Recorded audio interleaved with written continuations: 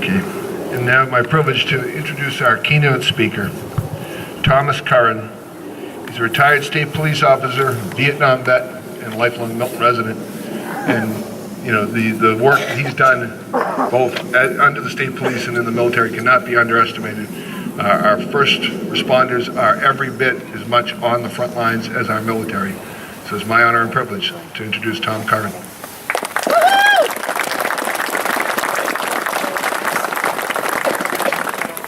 Thank you, Kevin. Make yourselves at home. Take your coats off. Enjoy yourself.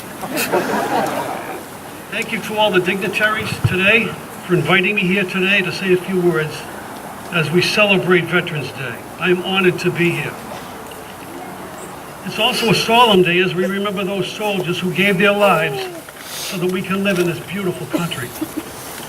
I'm so proud to stand here today for our American flag, as our flag represents our country, what it stands for, and for all of the soldiers who fought and died defending our freedom. Today, Milton honors its Vietnam veterans, those men and women who served our country in the Vietnam War. On behalf of the Vietnam veterans, I thank you. I joined the military in 1969. I was going through difficult times at home and I really didn't care much about my life. I felt I had to get away from all of it. Things couldn't get much worse than this, or so I thought.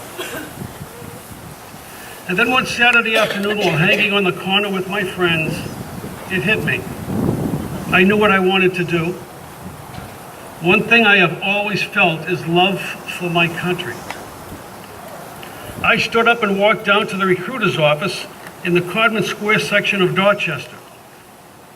There I was greeted by Staff Sergeant Perry of the United States Army. He welcomed me in and asked me to have a seat. And then something strange occurred. Sergeant Perry leaned over the other side of his desk. He pulled up a paper bag. He reached in this paper bag and he pulled out a GIQ. Now, those of you that don't know what a GIQ is,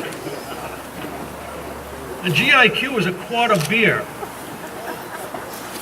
I thought, well, this is pretty good. I'm 18, the drinking age is 21, as it was in those days. And I'm having a beer with Staff Sergeant Perry of the United States Army. I signed on the dotted line for 4 years. Not because of the beer, of course, because I wanted to serve my country. I had joined the United States Army and I felt good. Being in the Army suited me well. It instilled discipline and fostered a sense of purpose in me. It brought structure to my life. I was assigned to the Army Security Agency. I volunteered for a tour of duty in Vietnam. I was 19.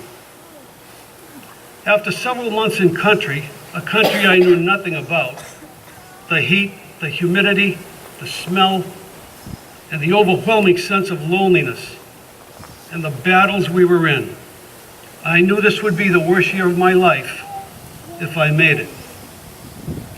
During my darkest hours in Vietnam, when I wasn't sure whether I would live or die, I prayed to God that if He allowed me to live, I would be the best husband and the best father that I could possibly be. How I longed to be back on that corner with my friends. Some of them are here today. It took several close encounters with death in order for me to understand how valuable life really was. I began to take great interest in whether I lived or died, because now I thought I may have something to offer. I had never felt this way before. During my tour of duty, I volunteered for duty as a crew chief and door gunner with the 1st Air Cavalry Division.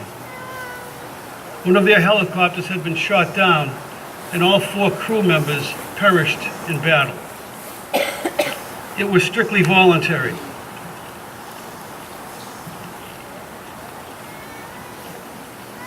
I flew many missions with the 1st Air Cav, and I'm so grateful to the pilots who saved my life on many occasions. And I'm so proud of the men I fought with. Being a soldier taught me many things. Discipline, doing the very best at whatever you do, to never give up, and of course, respect. Respect not only for yourself, but respect for your fellow man. I completed my one-year tour of duty and came home. Readjusting to life back home was difficult. For the first year, I felt as if I was still over there. I couldn't do much of anything. It's easy for me to say that fighting in Vietnam was the worst year of my life. But as many people have asked, did it make you into a man? You bet it did. I had seen the horrors of war firsthand. I saw what man could do to man. I was home now, and I thought all of those memories would go away. No, they don't go away. You have to find a way to live with them. Then one day I saw an ad on the newspaper looking for security guards at the county hospital in Dorchester. Well, I had long hair now, a mustache, I had holes in my shoes, but why not try it? I walked into the personnel office and I was hired on the spot. I was shocked. I had to ask the personnel director the question, why did you hire me? He said I had to. He reminded me that I had worked in the hospital kitchen while I was a senior at Catholic Memorial High School. I did. I washed pots and pans in the kitchen to help pay my tuition in my senior year at CM. The law stated in those days that wherever you worked before you went to war had to hire you back when you returned home. I spent 7 years at the county hospital. During this time, I decided I'd better get my education. I attended Northeastern University on nights and weekends. I was assigned to the emergency room on most days. One of these days, I observed a very pretty young nursing student walking by carrying her books. For several days, she would walk out of the hospital carrying her books, and I would notice that she would get into a car outside the emergency room. I would sneak a peek to see if it was maybe her boyfriend or someone else driving the car. But as it turns out, it was an older man. It was her father. Aha, I had a chance. Finally, one day, I found the courage to ask Mary out. 4 years later, we were married. We then introduced into this world 3 beautiful sons. Mary is the love of my life, and today is our 38th wedding anniversary.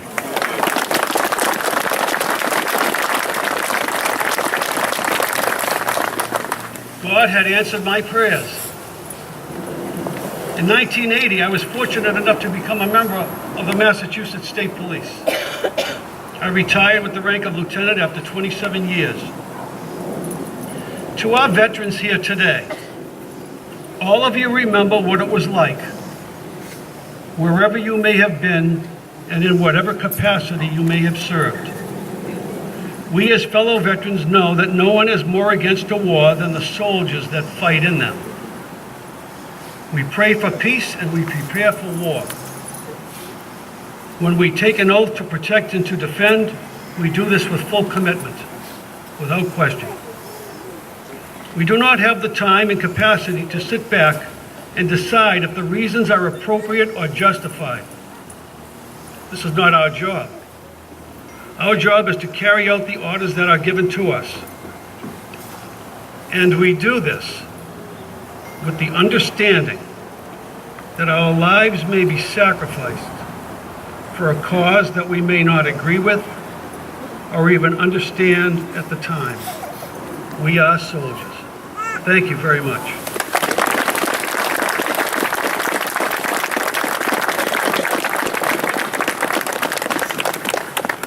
He's going to try to take my notes. Thank you very much. I'm going to just do a couple quick things before we get to the awarding of the challenge coins.